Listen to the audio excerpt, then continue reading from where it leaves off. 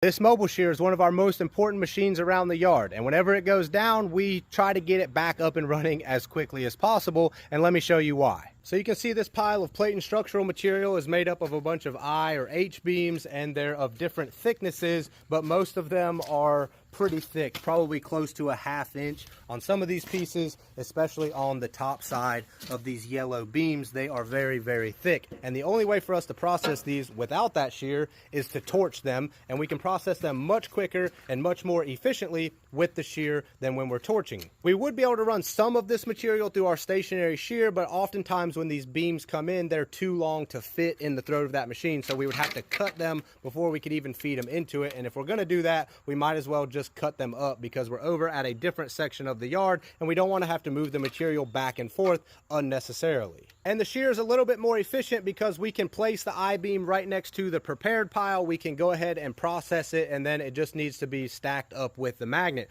Whereas if we're torching this, we have to bring a material handler over, set this out into the open, have it torched into small pieces, bring the material handler back over to clean it up and put it in the pile. Sometimes we have to torch material because it's too thick, but if we can shear it, it's cheaper and easier. And cheaper and easier is the name of the game. That's how we make literal sense, which adds up to dollars at the end of the day.